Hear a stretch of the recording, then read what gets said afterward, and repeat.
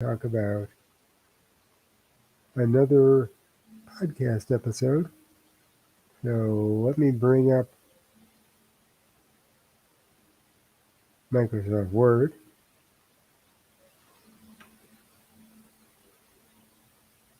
and share it here. And today's episode is about small gestures. Now, if you know anything about me, and most of you don't, I don't go out much unless I have to. In this world of getting everything delivered, it's much easier to do that. So, um, you can think of me as, I don't know, Howard Hughes without all that money to screw things up. Anyway, I had to go out the other day, and it was an interesting experience because I didn't expect what happened at the end of my trip. I had to go over to the local cable store. And I went over there with a friend, and the friend was taking care of something, and I was kind of there to share information and make the whole process easier. Anyway, he was taking care of what he was needed to do at the counter, and I was sitting in the little waiting area, which actually was only about 2 feet from the counter. So both of us were interacting with the salesperson or the customer representative, but I was interacting with another group, and that's what this podcast episode is all about.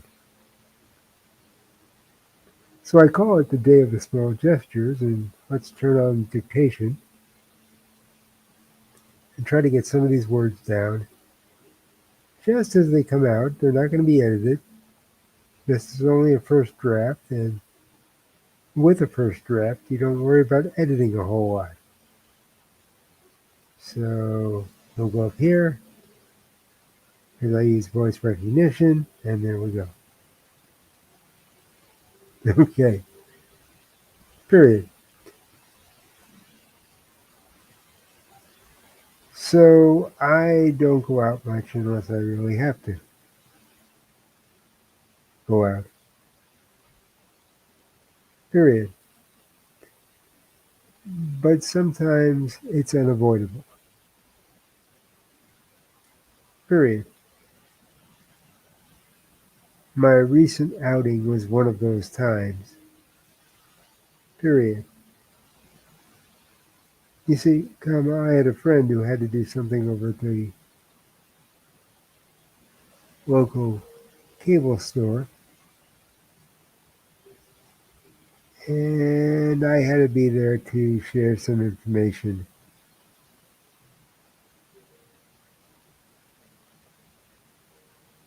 Because I'm kind of a techie. I'm kind of a techie at heart. Period. Anyway, while he was at the counter talking to the customer representative, I was sitting on a comfortable couch about 2 feet away. Period. Okay, so now what we've done is we've set up the podcast. I know there's stuff that's going to be edited out and stuff that's going to be changed, but basically we've set up the premise. But as with all of my podcasts, what eventually ends up is not what starts out. So you can expect the story to change as things go on. And that's what you're doing for your readers. You're telling them a story. Now, in this case, I'm writing this for an oral presentation. I'm going to record it. But if you're writing something, anything, whether it's that great American novel you've always wanted to write, or a blog that talks about something you're interested in, or maybe a magazine article, which is what I spent most of my professional career doing. Um, you're always writing for the reader. You're not writing for yourself. Now, you can find your own voice. It took me a few years to do that. Uh, when I first came out of college, I didn't have my voice. I had my teachers and my professors' voices in my head. And quite frankly, it was pretty crowded. In fact, funny story, my first magazine piece, and I won't go into how I managed to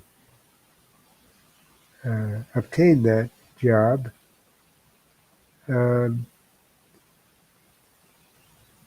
but my first magazine piece was to write an article about a gaming group from England. I was living in LA and I had made a connection who publicized this group, and we arranged to meet, and I shared that arrangement with the editor of the gambling magazine on spec. And anyway, I won't go into the details of what happened. That'll be for another podcast, but another podcast episode of the Writer's Life podcast. But after the interview was over, I went home and I proceeded to write the article about this gaming group in England. And I delivered it over to the editor. And a few days later, I received the article back in the mail. Uh, those were the days before email. I received the article back in the mail, and written across the top in the infamous red pencil that all editors keep with them at all times was the word sophomoric, underlined with an exclamation point. Now, I believed I had done everything right. I had done everything that my teachers had taught me to do at the University of Arizona. And I didn't even know what sophomoric meant. So I grabbed my handy dandy Webster's dictionary and looked up the word sophomoric. Found out in essence it meant of or relating to a sophomore in college. In other words, he was telling me that my writing wasn't professional. It was amateur. Well, when you're writing for a national magazine, you can't be an amateur, even if it's your first job. So I looked at it, and that word sophomoric kept hitting me in the face, and I decided to take a risk. I had nothing to lose. He wasn't going to run the article. And I still had a great interview. So I rewrote the article. I convinced him to let me rewrite the article. And I rewrote it the way I would have written it had I never gone to school. Now, I have to say that I'm not saying that going to school didn't teach me anything. It did. It taught me structure. It taught me how to put together a sentence that actually sounded coherent, because what I thought was good writing before was not good writing uh, during or after I went to college. And it helped me to tighten up my writing and to make it more readable. But what it also did, because I listened, I became so ingrained with the rules that I learned, is it made it mechanical. And structurally, it was perfect, or close to perfect. I'm not going to say perfect. But I wasn't writing for the reader, I was writing for myself. And that was the mistake. So, anyway, I sat down and rewrote the article in my voice, or my voice at the time. The voice I have now is an evolved version of that, very much evolved from that. That was kind of like baby steps compared to what it is now. And I sent it to him. And as a result, I ended up being a feature writer for that magazine and writing a column for the next 2 years because I showed him that I was a writer, not just regurgitating what I had learned in journalism school. Because being a writer isn't just rules and regulations. Being a writer is, again, writing for your readers, not yourself. And I hadn't done that in the first article. I'd written for myself. In the second attempt at that article, I had written for the reader, and that's what he wanted to see. In fact, I left the magazine after 2 years to pursue another direction, which pretty much was the rest of my career. I became a feature writer for several magazines specializing in celebrity profiles. Um, but 25 years later, they asked me to write an article for their 25th anniversary issue, which I was honored to do. I was kind of pleased that they had asked me. Anyway, so that's the deal. That's what you're writing for. And so we're going to get back to this article, and I'm going to tell you a little bit more about what happened that was totally unexpected.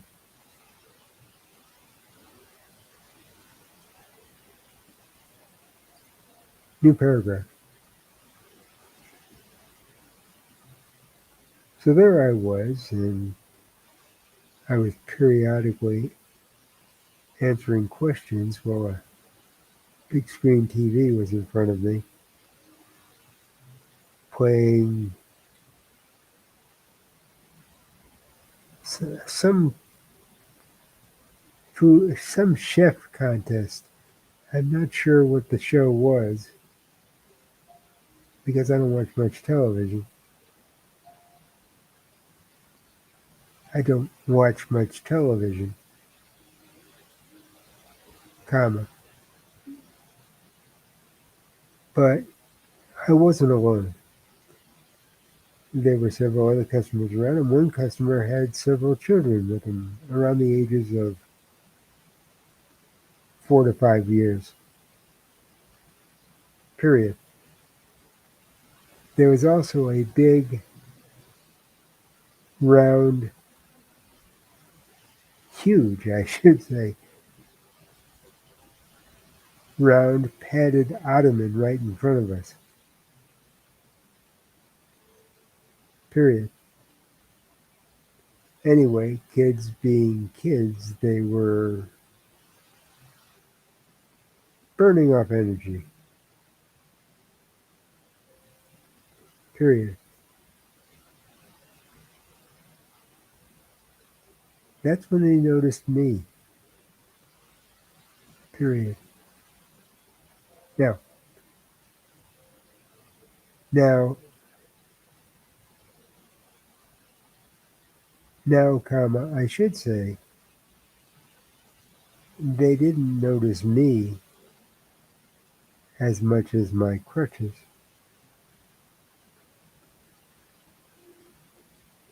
Period. I'm handicapped and I need those crutches to get around.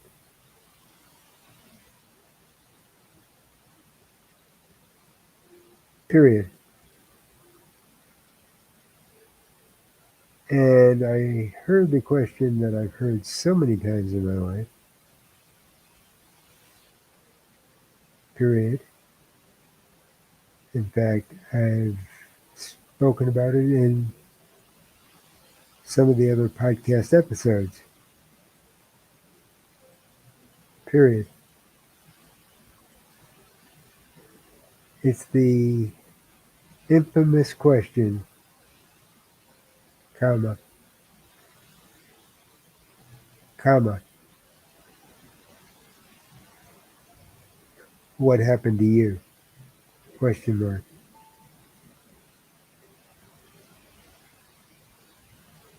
Well, comma, you can't tell 4 or 5 year olds what actually happened to you because they don't understand, and quite frankly, that's not what they want to hear.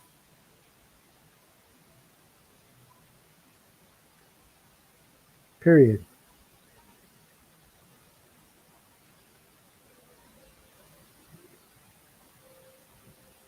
The other part of this is that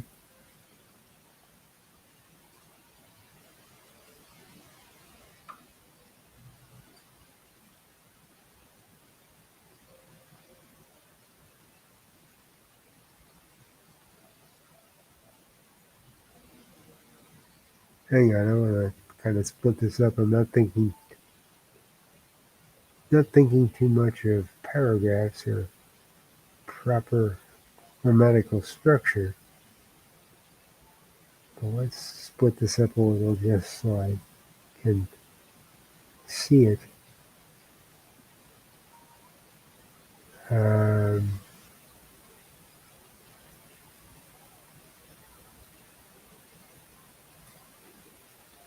it helps me to see what I'm talking about.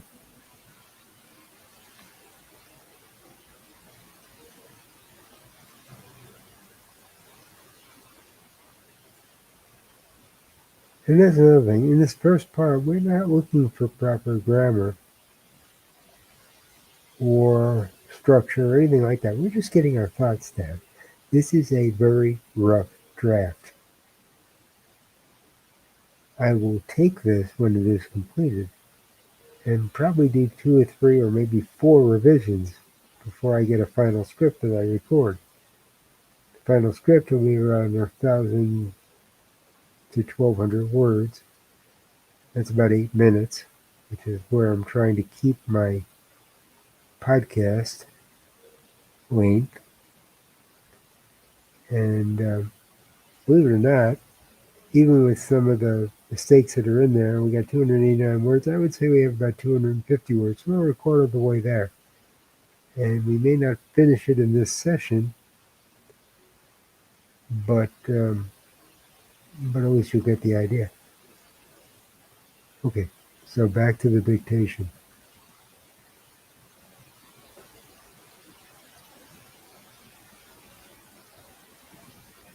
You want to tell them something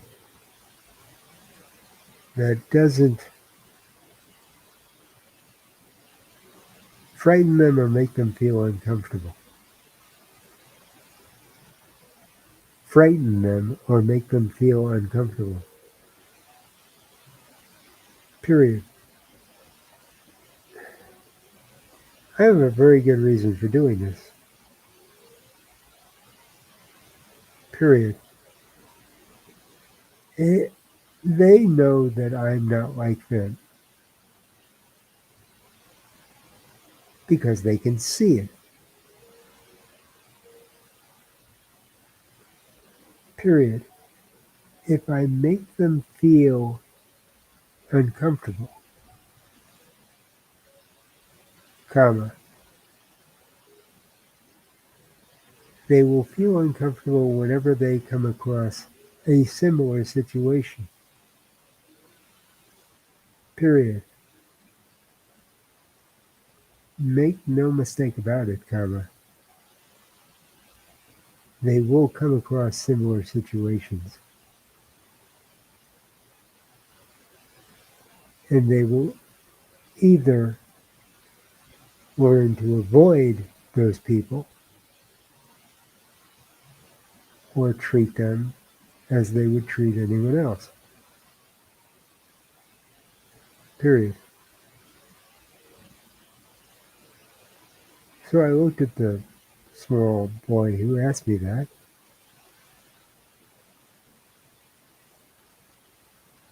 and said, I hurt my foot. Period.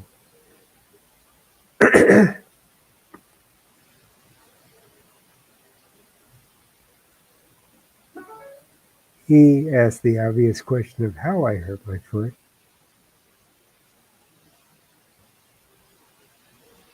And I just said I don't remember because it happened a really long time ago. Period.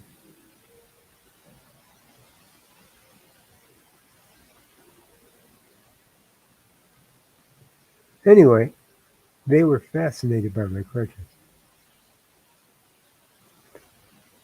By my crutches. Period.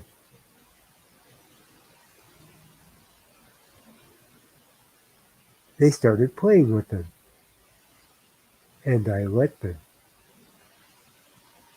And I let them. Period.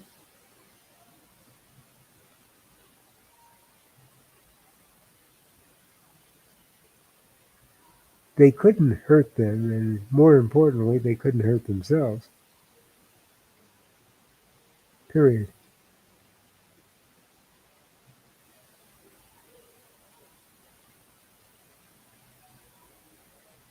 So now they were having a fun time between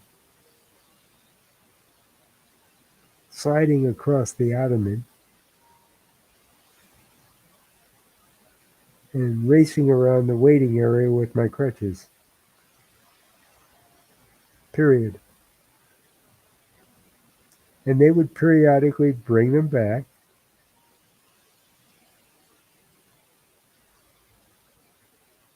I should say, one of the boys would periodically bring them back, at which point his brother would start using them. Period. They were having a good time. Period. They weren't hurting anybody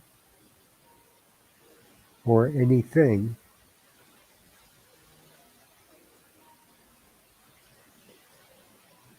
And I saw no reason to stop them. Their parents were nearby, and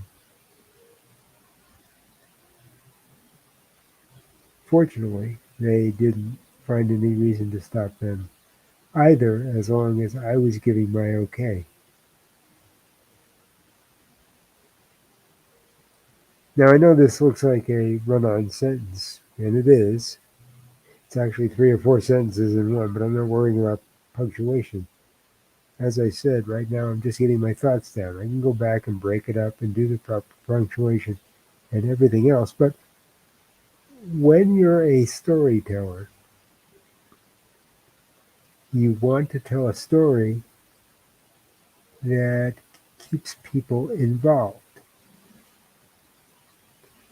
And to my mind, and some people may disagree with me, telling that story that keeps people involved is all about telling a story that isn't grammatically correct. You're not reading a speech. You're not writing a paper. You're telling a story. And if you think back to the stories you've told your friends or your family or anyone, if you were to write them down as you related that story, you would find that It's not grammatically correct, but it does keep their interest. And what I'm trying to do is keep the reader's interest, in this case, the listener's interest. But since I'm also going to transcribe these podcasts into text for the hard of hearing, it is the reader's interest. And that makes it even more difficult because I have to make the story as interesting on paper as I make it when I'm speaking, because I can't use inflection. I can't use pauses. I can't do any of that the hard of hearing would not hear. So I have to make the story interesting uh, on paper. If I can make it interesting on paper, it will be interesting in the podcast, even with inflection and pauses and the timbre of my voice and everything else that goes along with it. So, in effect, even though I'm doing a podcast, I'm writing a story. And that is basically what I'm trying to get across with writing 101 with the writer. You're writing a story for the readers, not for yourself. So anyway, we're going to stop this here, and I will get back to this at some point in the very near future. I may do it on stream or I may do it off stream, but you will eventually see and hear the final result by going to theyearofmylife.com and clicking on the Writer's Podcasts. This is going to be part of the Writer's Life podcast. Um, there are 23 episodes. Let me just show you quickly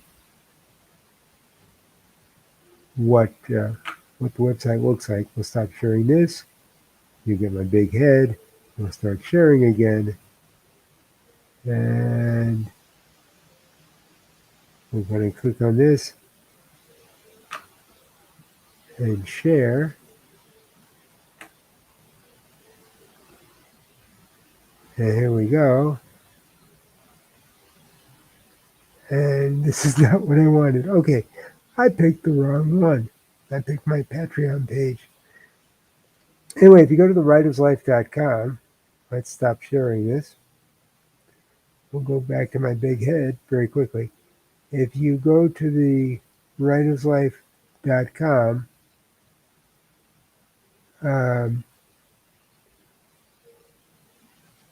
you will see the website. Go to the Writers Podcast and listen to it, and you'll get an idea of what I mean. Until we meet again, be good to yourself, be good to everyone you meet, and take care. Bye-bye.